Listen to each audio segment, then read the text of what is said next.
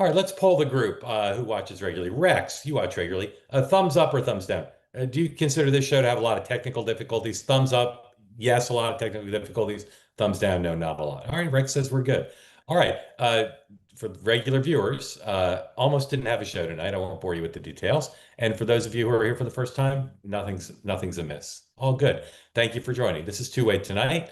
Our top stories tonight, as Garrett Morse would say, same two top stories we've had all week: the Fed, and of course, the Epstein matter. And the Epstein matter, there's some interesting developments, which we'll run through.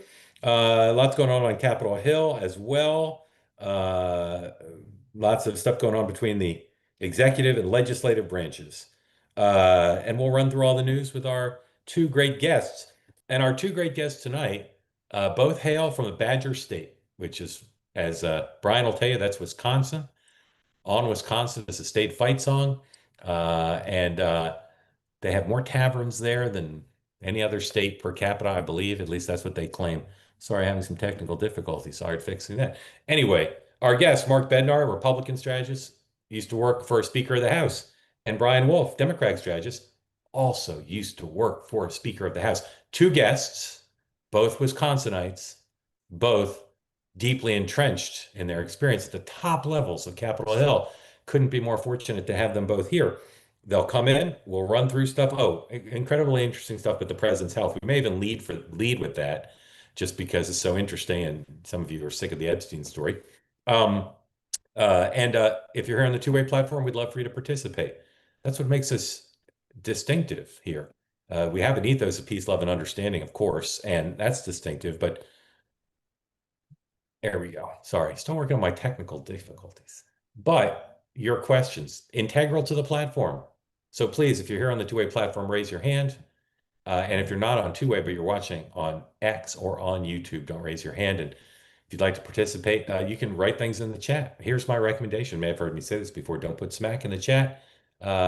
Peace, love, and understanding always. All right, let's bring them in. Mark Bednar, Republican, and Brian Wolff, Democrat. They've both been here before. So they're not new guests, they're returning guests, and they're both outstanding, and somebody will bring them in for me while I set things up. Let me just tell you one Epstein thing. In the olden days, if you got something you did that got a link on Drudge, the Drudge Report, you were very happy. Both of our guests are old enough to remember those days because it would drive an enormous amount of traffic. Now, this morning on the morning meeting, Mark and Brian, welcome in. Thank you both for joining. Are you both from Arkansas? Are both from Wisconsin? Brian, I thought you were from Arkansas. Arkansas. Why did I think you're both from Wisconsin? I don't know. The whole premise is ridiculous. I was going with it. Yeah, I know you're from Arkansas. Whole thing's ridiculous. We got Arkansan and a Wisconsinite. Mark, you're from Arkansas. Wisconsin, right? I didn't screw that up. Well, a bit. It's Wisconsin, not Wisconsin. Do it again. And Wisconsin. So like Wisconsin, don't you know? I may be hard of hearing. I don't hear a damn difference. Anyway, Brian, I don't know why I thought that. Somebody told me that. The whole thing's ridiculous because I know like the back of a pig. You're from Arkansas. Anyway, Drudge. You guys both remember the days when Drudge was everything before the internet, or before social media, I should say. Anyway, this morning on the morning meeting, I said I felt it was important for the Two-Way audience to know what everyone I know knew this morning, that there's a Wall Street Journal. I didn't say Wall Street Journal this morning, but now the cat's out of the bag, that the Wall Street Journal has been working on a story about Donald Trump's relationship with Jeffrey Epstein. And I pointed out that there's a lot that's never been reported about it. We know they've been pictured together. We know Donald Trump has had some quotes about him. I played yesterday, Donald Trump telling me, I'd forgotten about this till Don Lemon sent me the video. Donald Trump told me in 2015, when was asked about Hillary Clinton and Bill Clinton, that the biggest threat he saw to Bill Clinton was Jeffrey Epstein, of all the things in Bill Clinton's background. So 10 years ago, he was seeing Jeffrey Epstein as a threat. In any event, so I said this morning, the story. I didn't say this is a journal. I said it was one of America's top three news. Say, because the story just ran? Because it could run while we're on the air. No? Anyway, Drudge linked to the Mediaite write-up of what I said. And of course, then I had to spend my entire day fielding texts and emails and calls from people saying, when's the story running? Who's writing the story, etc. In any event, it hasn't run yet, but now in media circles, people know about it. And it's being reported tonight that the president of the United States called Emmett Tucker, the editor of the Wall Street Journal, to see whether he could put, presumably, shape or kibosh the story. So that's pending right now, and I've received a lot of calls and emails and texts today from MAGA people asking about it and what I knew about it, and journalists, etc. So, Mark, start with you. When something like this is happening, where there's potential a story that could come out that affects the White House, or whether it's the White House's speaker or whatever, like what happens inside a comm shop when they're waiting for a story like this? Well, it's interesting because no matter what, you need to be able to be in a position where who knows what, like who in the universe needs to know and what do they know, and then to be able to separate what can we release and what should not be released, and if we can't say something, why. So to get Right. all those ducks in a row before a story pops, and then also, which this White House is very good at, if there's a bad story that's going to pop, make sure that your surrogates and that your allies know in advance. So either that you calm the horses, or that you're able to be able to pounce and get them to kind of discredit or circumvent the story. So there's a multiple steps, but knowing what the truth is a very important part of it. Brian, you're a student of how this president and his team uh, use the media as a foil. And so I think they're going to use Jim Comey's daughter as a foil to say she did all this, because there's not a hot button in MAGA circles than the Comey family, the Comey name. The Wall Street Journal is not as a, I forget who used to say this. It's not a left wing rag. Some Republican, maybe Bush, I forget. Someone used to say that. But the Journal news side is different than the editorial page. If the Journal writes a story, what do you and it comes out, how do you think that, regardless of what's in it, how do you think Trump world will try to use that to their advantage? Well, I think it's probably something that Caroline's already working with behind the scenes, to be able to shape that. And if she has to, she's already talked about today, discrediting a lot of, news organizations, and they always hit that weekly. So casting doubt, amongst the MAGA community is what they're really targeting. As he talked about yesterday, the sort of woke rhino Republicans, weaklings, dumb, everything else. I think they're very much prepared. Something just popped up, and it was just the Hill's reporting that the House Republicans are gonna vote on it. Um, Yes, so they are. They're going to vote on the Rules Committee is going to report out two rules. One on the rescission package, which hasn't passed yet. They passed two of the three crypto bills, and then, according to Jake Sherman, a rule on an Epstein-related revolution similar to Mr. Massey's, but not identical. Not clear if it's binding. So they do plan to address that, as the speaker suggested they would. Well, I probably Yeah, would go fall ahead. back to on, Pelosi on MSNBC, and the comments that she made related to they're scared of him, even regardless of Who's scared of whom?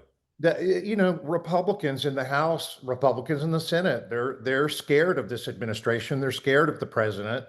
I don't think that is a secret. To her point, I think that even if you look at what Speaker Johnson did, he sort of criticized it, called for it, but then voted with it. Yeah, So they're still going to fall in line, even if they don't, agree wholly with the Epstein strategy. And I do say yeah, it's a strategy because now we have the deflecting going on with all these different things that they throw yeah. out there, because they No know that question. that No question. news cycles will get tired of this, Yeah. and and they will start falling away. And that's been the strategy all along. Yeah. To Mark's point, I don't think they briefed the Hill on the Wall Street Journal story, just for the impression I have from talking to people on the Hill who are asking me questions about it. Now, maybe they briefed some people, just not the people talking to me. Okay, we're going to take a break from Epstein for a moment, as all Americans should do on occasion. All Americans, even Laura Loomer occasionally. And we're going to talk about something that happened at the White House today in the briefing, which uh, when a president or administration does something in the public interest, the country should be pleased. And today, Caroline Leavitt, unbidden, at the top of her briefing, talked about the president's health. In the last few days, we've seen stories about the president's hands appearing to have makeup covering bruises, something we've seen in the past in photos. And we've seen stories about his ankles and photos making his ankles seem very big. Now, from back to George Bush secretly wearing a listening device during the debate, and there's all sorts of examples and of course with Joe Biden, lots of times you see in the modern era some visual of a president, and the people on the other tribe go crazy and say this proves X and Y and Z. And it's a horrible thing, right? It just divides us, and there's no clarity, and sometimes people get asked about it in the White House and there's no answer. So today, Caroline Leavitt did something that I think is just a great model for what I've always advocated for, with one exception, which I'll mention. She addressed head on, unbidden, with a lot of data, these two things that people have observed about the president. Here's Caroline Leavitt, number one, please. On another note, I know that many in the media have been speculating about bruising on the president's hand and also swelling in the president's legs. So in the effort of transparency, the president wanted me to share a note from his physician with all of you today. In recent weeks, President Trump noted mild swelling in his lower legs. In keeping with routine medical care and out of an abundance of caution, this concern was thoroughly evaluated by the White House medical unit. The president underwent a comprehensive examination, including diagnostic vascular studies. Bilateral lower extremity venous Doppler ultrasounds were performed and revealed chronic venous insufficiency, a benign and common condition, particularly in individuals over the age of 70. Importantly, there was no evidence of deep vein thrombosis or arterial disease. Laboratory testing included a complete blood count, comprehensive metabolic panel, coagulation profile, D-dimer, B-type natriuretic peptide, and cardiac biomarkers. All results were within normal limits. An echocardiogram was also performed and confirmed normal cardiac structure and function. No signs of heart failure, renal impairment, or systemic illness were identified. Additionally, recent photos of the president have shown minor bruising on the back of his hand. This is consistent with minor soft tissue irritation from frequent handshaking and the use of aspirin, which is taken as part of a standard cardiovascular prevention regimen. This is a well-known and benign side effect of aspirin therapy. And the president remains in excellent health, which I think all of you witness on a daily basis here. So the president wanted me to share that note with all of you. I'm happy to take further questions on it. We will provide the memorandum from the president's physician to all of you, as we always do. Spectacular. And I wish the Biden administration had done that. And they I think would have been smart to do it, unless, of course, he was so ill that they couldn't. But two ways this falls short of the Halperin paradigm. I would have liked the doctor to come out and brief, and I would have liked the White House to call all the Washington bureaus and say, send your medical reporter to the White House today. Because if she had opened it up to the doctor, if the doctor had come in, those political hacks, those reporters, they're my colleagues who are political reporters. They don't know anything. They wouldn't know what to ask. She read a bunch of stats there. Sounded impressive. I don't know what any of it means, and neither does anybody in the White House briefing room. So in America, the health of the president is super important. It'd be great if they'd invited or if you don't want to have them take the seats in the briefing room, do a Zoom with the doctor and medical reporters. But those two insignificant caveats aside, spectacular what they just did. Brian, as a Democrat, I'm hoping you agree with me that it's fantastic so people understand what's going on with our president. Brian. I do. I think that transparency has really been missing from this administration. So, you lean into it at one time and you get a lot of, positive praise for it. But I don't think that you can really discount chronic venous insufficiency either, because it's well known to impair blood flow back to the heart. I don't think that's a good thing. So, they might minimize it and say that he's otherwise in good health, but if everything were just great and he's in better shape than any president in history, then they wouldn't have come out with something so exhaustive and something like this. But I agree with you. I think it could have been a little bit more of a process with regards to Q&A, just QA/QC it a little bit, but they'll get that in the coming days too. Brian, I agreed with much of what you said, but I just can't agree with the notion that being disclosing everything or being putting out a lot of data means they're hiding something, which is sort of what you said, that they put out a lot to divert away from. I just can't agree with that respectfully, because maybe that's all there is, and they are putting the doctor's credibility on the line. Mark, as you want to respond to that? I didn't mean to just sort of stuff you Yeah, with that, I mean, but okay. Well, I'm sorry, Brian. Do you want to respond to what I said about what you said? You don't have to, but I just No, no, not necessarily. I oh, mean, okay, I certainly see your point, but I'm yeah. just saying that, I think there's been a veil of, mystery all along, and there's always hide the puck with this Yeah. administration. No, we always got to So, be skeptical of any White House, including one that has a history, as you said. Mark, I'm applauding it as public policy, but I also think it's deviously brilliant politically, because now they can really go after the Biden folks even more and say, compare and contrast. The Joe Biden, they never did anything like this. we went through 5+ years of made up words like deep fakes and the American people being able to see the president of the United States fall off his bike and just kind of fall over. And then of course, the Jackie Walorski situation, which was absolutely bonkers, and a million different things in between.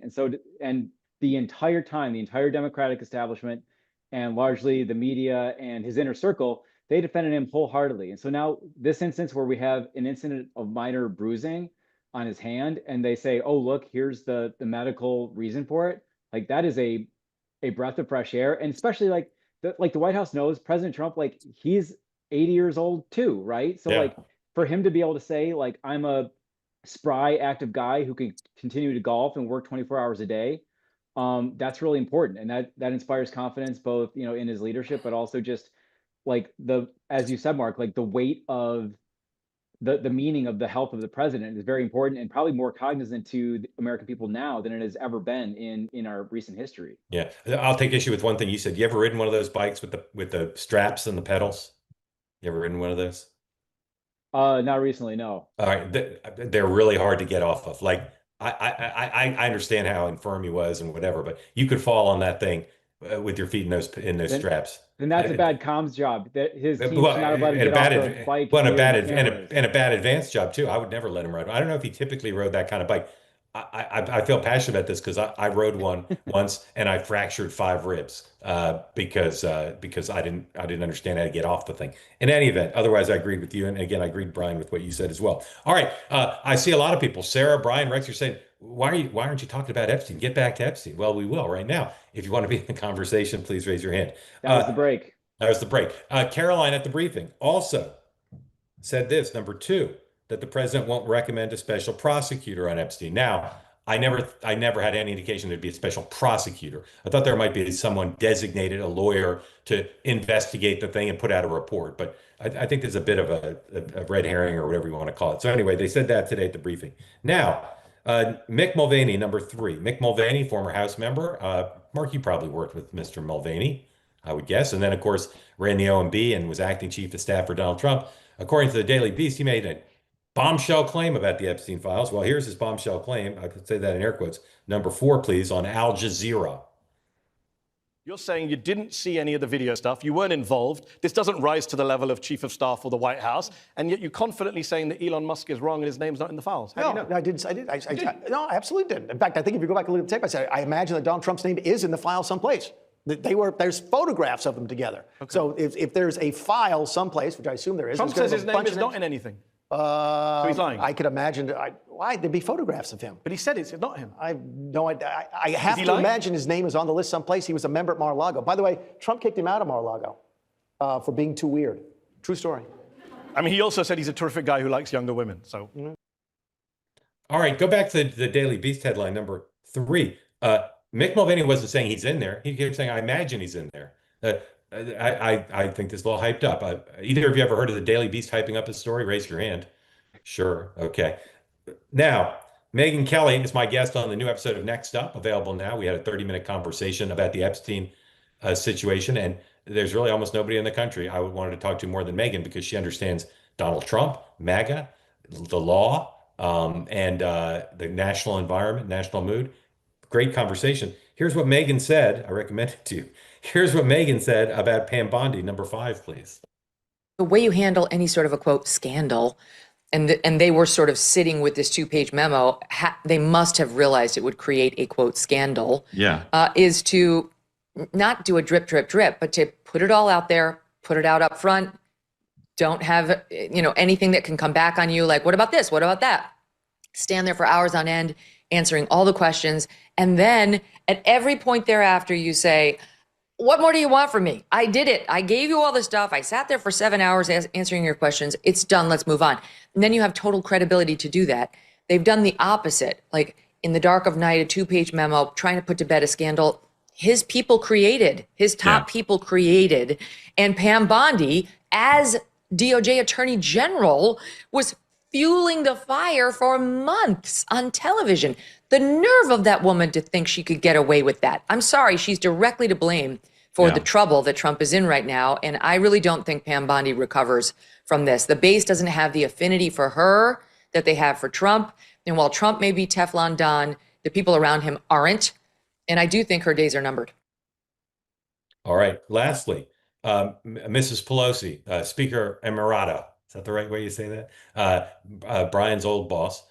She went on MSNBC today, and she basically said this whole Epstein thing and this whole Alcatraz thing, they're distractions. We should be focused on the reconciliation bill and the real lives of real people, which is an admirable position, I would say, and not a surprising one for her to take. Let's listen to a little bit of Nancy Pelosi on MSNBC number 6, please.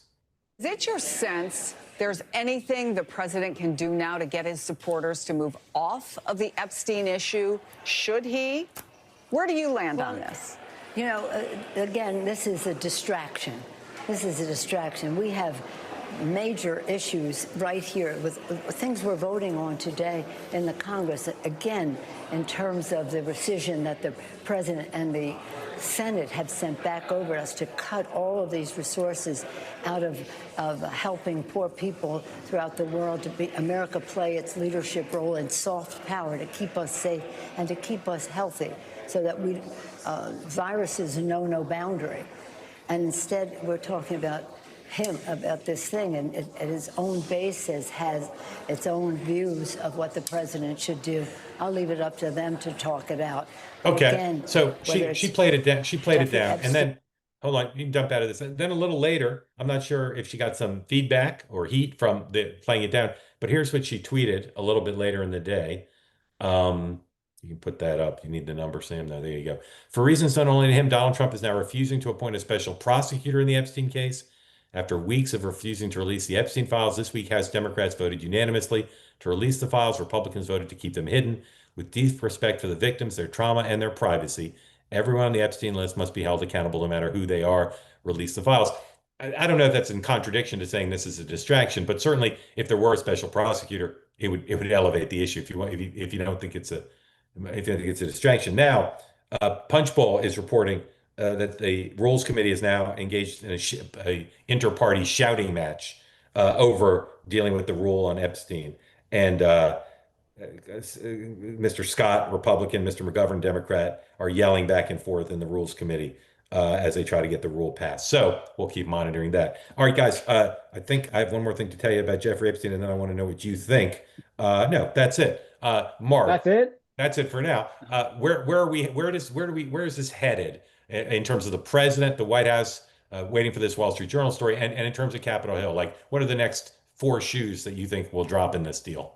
Well, there's a couple realities that kind of all strung together at different points here. One, the Mick Mulvaney quote, that gave me PTSD from quid pro quos happen all the time. It's Right. like, dude, if you're trying to help, that's not helping. He's a loose talker. That smart man, Mick Mulvaney. He's a loose talker. Right. Secondly, I think like there's an opportunity here for the administration to acknowledge some facts that DOJ and FBI leadership has agreed on what the underlying components of what they have and what they don't. But as Megyn Kelly pointed out, it's like it was kind of in a memo and it was leaked, and it hasn't really been addressed since then. I think there's an opportunity here for both the administration and then, I don't know, even leadership from the Senate and House Judiciary Committee, get them together and say, what are the parameters here of, because there are very valid reasons why it's okay to say, you know what, we thought we had this, but turns out this was not the case. here's what we can't release and here's why. And that there's a lesson here that kind of reminds me of when in early 2023 we were in the process of releasing the January 6th tapes, in which case that's a very delicate situation as well. And you can't just put it all out there because it's thousands of hours of footage, and also there's delicate security features, et cetera, and certain people's identity. But with that, there were two lessons that the White House should take away from that. One is that the media's belief in what counts as transparency is going to shift if you are a Republican or not. And if they are going to give you hell for what they say is not transparency, that's just going to happen, and you're just going to have to roll with it. Secondly, even your supporters who want to get to, quote, the bottom of it, no matter what you do, there will never be enough. There will never be enough, because ultimately, if you have to prove something that doesn't exist, that's just going to happen. And so you need to just go courageously, walk forward with those two facts, and be able to release what you can release, but also be able to confidently say, this is where we're at, and here's why. Brilliant. Brian, where do you think we are? Well, a couple things that, I think that, that adding some, and previous administrations have done this, I think adding a special prosecutor, certainly with Pam Biondi's performance, would probably lend a lot of credibility to the process.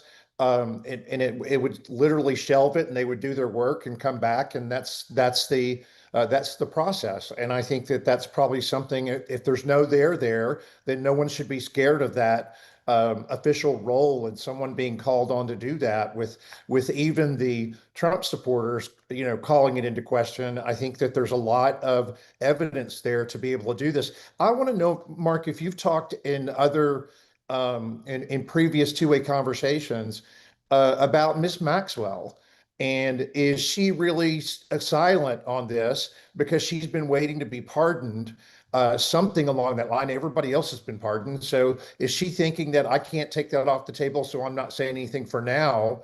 But it seems like if anyone knows that, could validate without saying a whole lot, that yes, there's something there. Whether there is a question today about whether there's actually a list, or I think Mark said it, that there's actually files, right? There's files out there. They had to have kept records on a lot of this stuff, and just with the going back and forth of everything that we've seen with regards to plane records. But I just find it interesting that Miss Maxwell's been quiet. She literally is waiting for this appeal to the Supreme Court. Maybe this is a way that also the president is signaling to the Supreme Court that maybe that kind of takes her off the field if that gets taken care of. But I just kind of think it's a little bit interesting that people are not talking about her at all. Yeah, well, they are talking about her in the sense that some House Republicans are saying she should come up and testify. Mr. Burchett of Tennessee, thank you, said today, and this is the voice you hear from lots of people, even Thune and Johnson, the leaders have suggested a little distance from the president, at least in terms of tone. Quote, ultimately, I don't answer the president or the voters. I'm going to answer to my maker as a Christian, and surely our children are the least amongst us. You could imagine a world in which perhaps they subpoena her to come up, even if the White House is skittish about it and wants to keep the leverage. Here is a little bit video just in from the Rules Committee of this back and forth. Play that, please. It's at 4, and we were already in this room when you signed it and put it in. It was a political stunt. That's all it was, and we're going to give you a solution to it. And if you read the amendment, Mr. Scott, you would realize that there are exceptions to protect the victims of these crimes. And by the way, our language has been... No, there are not. There are not. In the Massey counter bill, there are. That is not what you offered. That is not what you offered. You said all the files, and we have a responsibility to protect the victims. Mr. Scott, and we know where you are. Yeah, we know where you are, Mr. You're the party of child victims. That's why you opened the border. That's why you opened the border. Okay, that's pretty intense. We need more Rules Committee debate on two-way. That's what this channel needs. I have two rules, but all rules are made to be broken. I'll never book Senator Durbin on any show I'm on, and I'll never show any video from the Rules Committee. But every so often, I'm trying to think of the circumstances where I'd agree to book Dick Durbin. All right, raise your hand if you want in on the conversation. Guys, anything either of you want to say about Epstein that hasn't already been said? I think lastly, it's just, to me, it just seems a space where, and a lot of Republican voters feel this way, is that the Biden administration and local DAs and federal DAs, they weaponized the judicial process against Donald Trump for several years. And that if there was anything that was like remotely nefarious about how he knew Jeffrey Epstein, that would have been weaponized against him. And the fact that like even his own defense attorneys asked Epstein, hey, do you know anything? Do you have any dirt on Trump so we can try to use this to leverage for your sentencing? And the answer was no. Like, to me, like this should give the administration confidence that they can proceed forward here. All right, I want to get you guys in on the Fed. Again, we're going to get your questions, so please raise your hand if you want in. Moments ago, Congresswoman, hold on. Congresswoman Anna Paulina Luna, Republican, tweeted this: I'm criminally referring Jerome Powell to the Department of Justice to investigate perjury regarding his $2.5 billion building. Put up number 10. So the president, as we all know, has been flirting publicly and privately with firing the chair of the Fed. And some of his economic advisors think it's a bad idea, that the markets would hate it. And they say he'd challenge it in court, and he'd stay, and the courts would probably let him stay in the job during, and it would be a mess. Now, Politico is reporting that his lawyers are saying also, bad idea. It's uncertain whether Trump firing Powell solely based on accusations he mismanaged a multi-year renovation project. Here is one of the most powerful people in the government. I'm not saying he's powerful as Stephen Miller, but the head of the OMB, Mr. Russ Vought, very powerful. Here he is on Fox talking about this renovation project, number 11. We are looking at it, as you know, Larry. Last week, at the president's request, I sent a letter to Chairman Powell to look at the overruns for this new renovation. And it's obviously $700 million and includes all sorts of things like rooftop terraces. And there's issues involved with regard to the comments that the chairman made to the Financial Services Committee that are inconsistent with the plans that were submitted to the National Capital Planning Commission. And so we are working in conjunction with the president's new appointees there. We intend to do a site visit, hopefully next week, and we want the answers to our questions addressed. And so we're at the beginning of that process, but we are taking it very seriously. As you know, Larry, the president's a builder. He finds it exasperating the extent to which this building is so expensive and the extent to which it is cost overrun. And we're going to look for as much of the information as we possibly get our hands on. Brian, I understand people's interest in the Epstein story for a variety of reasons. This Fed story is so interesting to me, and it's a different kind of story. But I'd love your historical perspective because you're a grizzly and grizzled veteran. Can you think of a situation where a president started this thing about the renovation to try to force the hand of an independent agency head? I just don't remember anything quite like this. Well, I think it's more of the, trying to be able to build a case for the president to be able to fire him, to be able to signal that he is, he's reckless and, he's doing these things that are clearly outside the realm of his job and what he should be doing. To create a little bit of, reputational disaster for him. I think that the president, I think he said it yesterday, if I'm correct, that he had no intention of firing Powell. He did say that. I believe him. I think he's heard from Wall Street. He's heard from the markets. He's heard exactly what it will do with regard to the equity markets. And he really does pay attention to that. So I think he's heard from them. I really don't think you're going to get a lot more from it. But I think Republicans in Congress are still going to throw a lot of grenades at Powell, particularly I wouldn't be surprised if they have him shortly. As Bednar said earlier, I wouldn't be surprised if they didn't introduce him to a few committees to be able to testify in front of and in regards to a lot of things that are being questioned right now. Mark, it's been reported, and it's not a secret because some of them are on the record, that a lot of Republican members, including senators who confirmed the Fed chair, feel strongly that they shouldn't be trying to fire the head of the Fed, that the independent, and this thing is not worthy of it. Do you think that there would be a crisis if the president went forward with members of the Congress, or as usual, they would just roll over for the president? Well, I think back up a couple steps here. What's interesting to me is like for members of Congress to automatically make a criminal referral. If anything, Republicans, they have the subpoena power. They have, they have the gavels. So if you feel that malfeasance has occurred, work with your committees and like take your Article 1 power back and do your investigatory oversight there.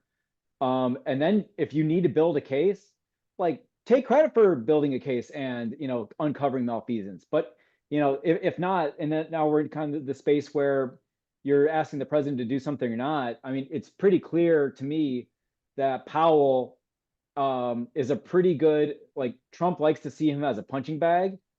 And so if you remove the bad guy, what happens next?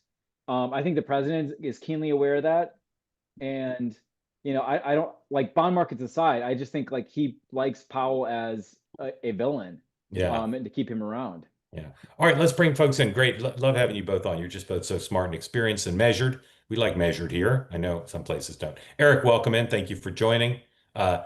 Mark and Brian will be happy to take your questions after you raise your hand and affirm an oath to peace, love, and understanding, and tell folks where you are. Yes, sir. I'm in Dallas, Texas right now. So beautiful. Great place. Huge fan of the platform, Mark. Really love the show. Really love the whole two-play. Great. I thought your interview with Brett Hume this week was really poignant. I'm a huge Brett Hume fan. And thank you. Let me ask you a question about the poignancy. Thank you for mentioning that. Some people thought I was close to tears. Some people thought Britt was. Did you have a view of that? Did it look to you like either of us were going to cry? No, I think you are both. All right, that's totally alpha, totally basking. That's what I want to hear, man. I get pissed off. My alpha side gets raised when people are like, you were going to cry when Britt was saying all those nice things about you. Thank you for saying that. It was a pleasure and honor for me to interview Britt, one of my mentors, and I recommend that one to two people too, not for me, but for Britt. Thank you for that. Please continue. I would just say I voted for Trump. I don't really get animated by politics. But I'm kind of surprised in myself at just how viscerally angry. And I don't think anyone besides Trump is more angry about how. Is this over the Fed or over Epstein? The way that MAGA is reacting to Epstein. You're angry at the base for being so angry. Yes, I think. Tell us why. Tell us why. And the White House may call you after this. Tell us why. Well, again, like I'm just an average voter who just kind of goes through his life, and like I love keeping up with the news, but it's not something I get really passionate and animated about. But I think that for all the reasons that Trump has mentioned, that what all that he has done in the last 3 weeks, starting with bombing the nuclear facility in Iran, to the One Big Beautiful Bill, to the fact that a year ago we were 1 inch away from him being assassinated. And I think that there has to be a sense of the base that you get this is a binary choice. It's either him or it's Kamala. And if you're going to come in here and start attacking and start getting up in arms because of what Pam Bondi did with a bunch of binders, which I agree was probably not very intelligent, was short-sighted. But if we're going to start getting knives out because of something that is so, and exactly what Brent said, it's not unimportant, it's over. And to have this now taking so much of the oxygen out of the room, I really question the motivation of some of the folks that are really trying to trumpet this. And I think it's pretty nefarious reasons why they are. And I think we just got to I'm on Trump, just shut him out.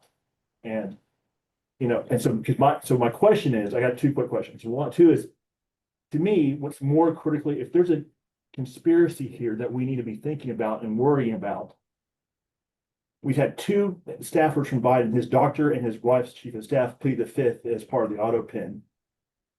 And we've had, and as coming out of Rand Paul's government reform or government committee meeting, showing that these pardons were basically, that Biden was not aware of a lot of these pardons, including the one for Anthony Fauci.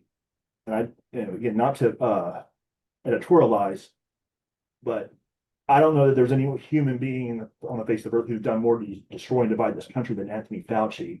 And the fact that guy gives a preemptive pardon, I think is revolting. And I think those are the things that I think that animate me. Yeah.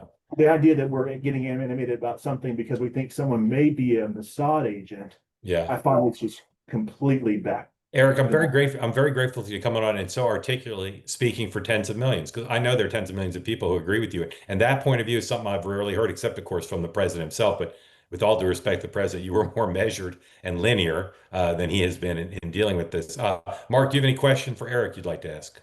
Yeah, I guess two. One, Eric, first of all, well, first is the observation. I respect the hell out of you for both saying that you're an average voter and also that you have a realpolitik, we win, they lose mentality. I think that is a tough line to kind of walk down. So that's pretty interesting. But I guess when I'm very curious, when you're in Texas and you're talking with your friends and you create that argument to some who are skeptical or believe that there's more and more that is yet to be uncovered, what is their reaction to them when you talk to your friends? No one I talk to, so we talk about Epstein. No one in my circle, no one in my family. All we talk about is how ridiculous this is when it comes up. I think the reason why people are going fanatic about it is because Epstein tweeted, I have information that will lead the Clintons to go to prison, and that just erupts the whole thing. And so I think there's a lot of people who think, well, there are Democrats, there are high, there are Democrats or other people, high, celebrities who are not, who need to be brought to justice. I can understand that, and I can totally sympathize with the idea that these are victims there are victims here that need to be, that need justice. At the same time, we have 300,000 missing children from the border, of which we've only recovered 100,000. Where's the outrage for those missing, for those victims? It's so selective. And I'm afraid that part of it is that because there's this element in the right, which I hate to even give credence to it, but when you have Charlie Kirk at his TPU, his Turning Points convention this last weekend, had to say, guys, we got to knock off the Jew hate. That's not a great look, And so that's what really is getting me, again, I don't mean to get animated on the call here, but I do think that the president is 100% justified in telling all these people, go pound sand. Yeah, the one thing I'd say, and again, Eric, I want to emphasize again, and then ask Brian to comment or ask you a question. Your point of view is extremely important, but I will say, if you talk to Megan, as I did today, or Charlie, or any of these other folks, their inbox is 90-10. This is a vital topic. And it's a vital topic for them, as I say on Next Up in a 30-minute monologue, because it has to do with trust in institutions, trust in government. It's not about Epstein for them so much as it is follow through. So just as they should respect your point of view, I think you got to recognize that I really do believe that the reason Charlie keeps talking about it is not because he wants to. He took a day off after he talked to his friends in the White House. His constituency wants it to be talked about. It's not for clicks and ratings. These are the people who he's connected to, and he feels an obligation to be on what they think is important. So I think both points of view are valid, is all I'm saying. Brian, question or comment for Yeah, I would only say, Eric articulated it very well as I think you're obviously a, very devout Trump supporter, and, I respect that. I do think though that it's getting a little. And my faith. I don't, whoever is president, I'll support. But I don't mind supporting President Trump. But I'm not devoted to. I'm just saying, I think you're representing a view, Sure. that it's a majority view, quite frankly, right? I believe you. It is a majority MAGA view right now. But what you're doing right now and what you're seeing right now play out not only in the media, in the Congress, and just on the larger political landscape, is this is the first time that there has actually been in this, in his presidency, this second time, that there's been like a crack in this. So it's to your point, it's getting that much of attention because of that. I see your point about, which even Pelosi agreed with you, she believes it's a distraction on the Epstein piece. You're not going to have some Democrats out there that wouldn't agree with what you're saying. But I'm just saying that, one of the topics tonight, Mark, you said was really going to be Democrats and Epstein. Well, now that you're seeing a crack in the facade of the Trump support, he in one of our two-way community said in the chat down here said, he's not running again. But I will tell you that this entire situation and how it's playing out, and calling part of your base Dom and weakling and all of that, I think you're going to have a lot of play with regards to exactly what people are thinking about, which is the midterms. And, he in the first Trump term, if you remember, in the midterms, he suffered, and I think in this midterm, it's setting up for that as well. Really interesting. Eric, couldn't be more grateful to you. Couldn't be more grateful to you. I got to give you actually one quick question. Yes, sir. And I know I don't expect you to answer right now, but I know you're a big SNL guy, just like I am. I love this. I grew up on Saturday Night Live. Who is your Mount Rushmore cast members? Of SNL? Yes. Well, Mark Bednar couldn't do it because he's too young, but Brian and I can do it. I can do it right off the top of my head, I think. Well, first of all, there are those who believe you can only choose from the first year. That's a school of thought. Ooh. Well, I mean, you can only choose. Hard to argue with that. But I'd say for me, and I'm not saying for me, it's a Belushi, Aykroyd, Martin Short, and Eddie Murphy. Those would be the four. You got two of the four right. You got two of the four right. All right, what I get wrong? Dana Carvey and Tina Fey. Yeah, they're great too. I mean, again, you limited Dan me. Carvey If you said, asking me, saved the show. Yeah, I understand their point historically. But if you said to me, who name the two best Beatles? Again, I'd be in a bind. Say, fair. John and Paul. Thank you so much, Mark. This is all right. Thank you. Love all right, man. Thank you for coming on. Grateful to you, and just such an important point of view that is a little bit lost in the mix. A little bit lost in the mix. All right. Reed, welcome in. We're going all south tonight. Welcome in. Thank you for joining. Tell folks exactly where you are and what's on your mind for Brian and Mark. Mississippi Gulf Coast, as always, Bay St. Louis area. Thanks for having me on, Mark. Yes, Brian. Nice meeting you guys.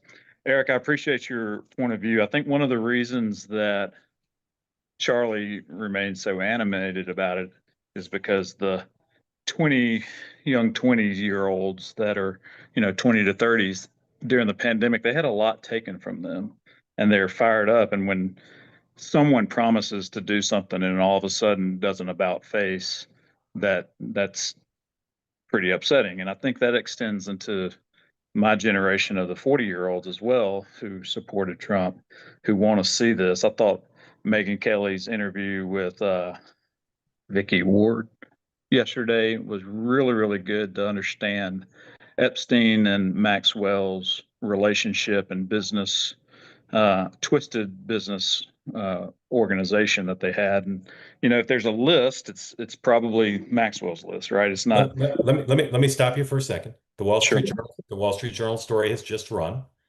So if you're wealthy enough, if you're part of the elite class and you can afford a Wall Street Journal subscription, log right on and read it, which I'll be doing now. Reed, you keep talking and let me read it and we'll see what we say. Sorry, Mark. I didn't know if you were distracted by sushi or if no. I wish I had some sushi, but no, I'm just gonna read. Reed, you keep talking. I'm gonna listen to you and read because I could eat sushi, read, and listen to Reed all at the same time. Usually you're distracted by sushi, as you say. I don't read the chat. I just glance at it, Brian. I think that's a healthy habit.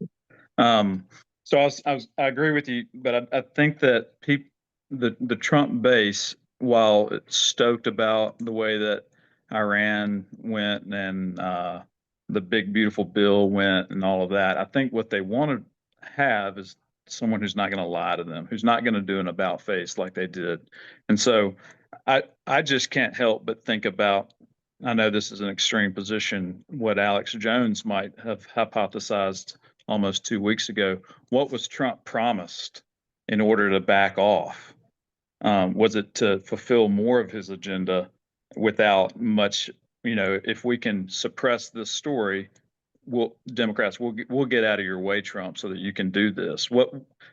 Is there any legs to something like that, or what would have prompted Trump to go so hard and do such an about face when I know many in his circle are quite the opposite, Bongino, Cash, and others, and one other comment, and I don't know the meat of this, Mark, maybe, and Brian, Mark, y'all can tell me about this.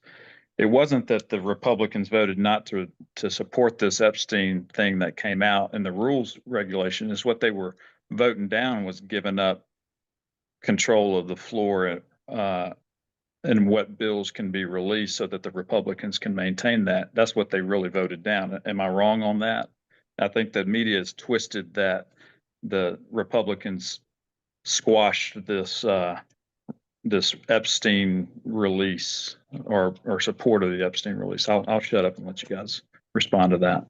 All right. You guys respond briefly, then I'm going to tell you about the journal story, which I've mostly read now. You read fast.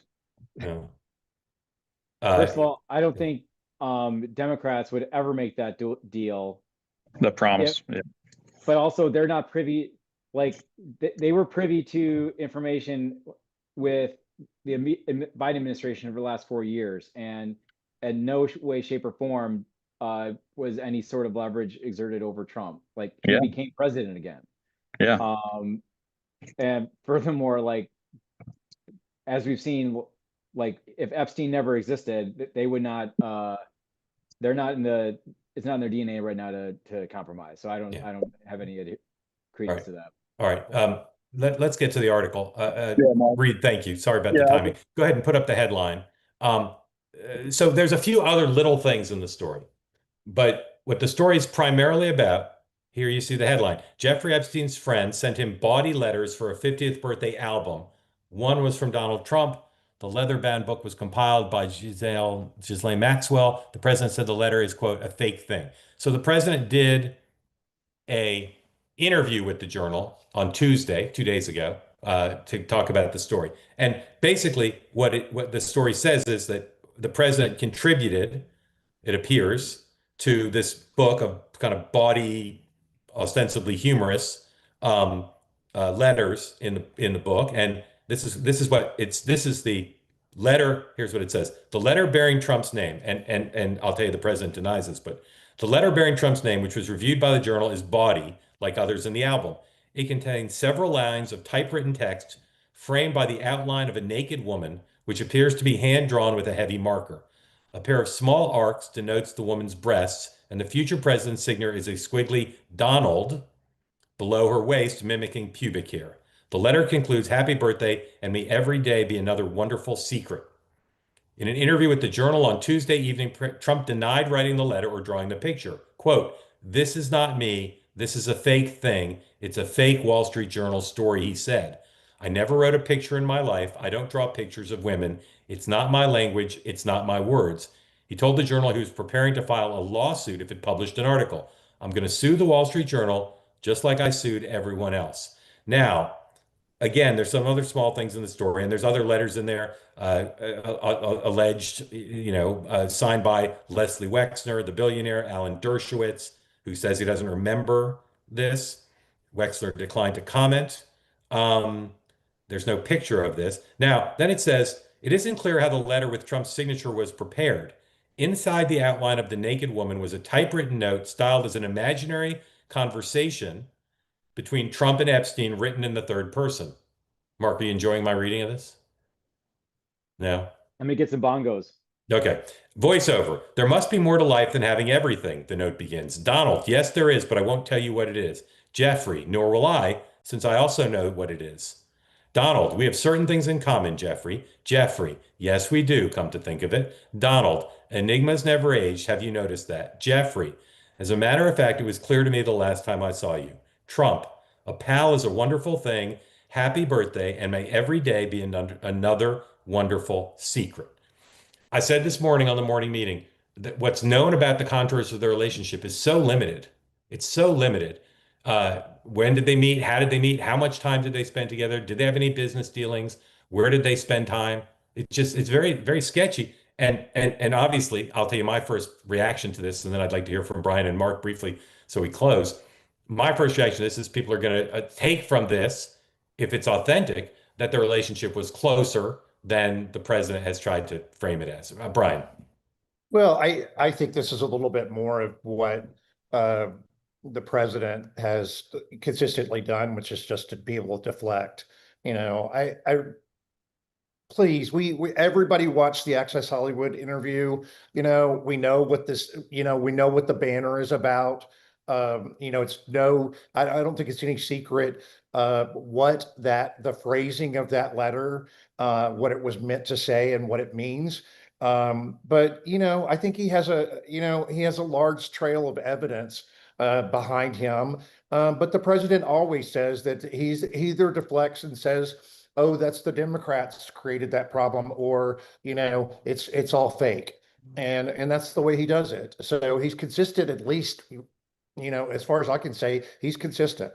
All right, Mark, put on your pro hat and say you had Caroline Leavitt's job and you went to the Oval, you and the president read it together, finished at the same time because you and the president read at the same speed. And the president looks up and says, "Mark, what do you think? How bad is this?" What would you say? I think the fact that the president has said, over the years that he's known him, like he's never denied that. I don't think that changes that fact. And, again, this is a situation where this story is such a mole it's such a tiny piece of like what the perception is of like the actual story here of do files exist or do they not? What did the DOJ and FBI do? Like, that's what people are concerned about. We know that they met. How would you tell the president to respond to the journal story? If he says that it didn't happen, I'm not going to contradict that. And so then you would say that, very, very specifically and very seriously, like denied that it happened.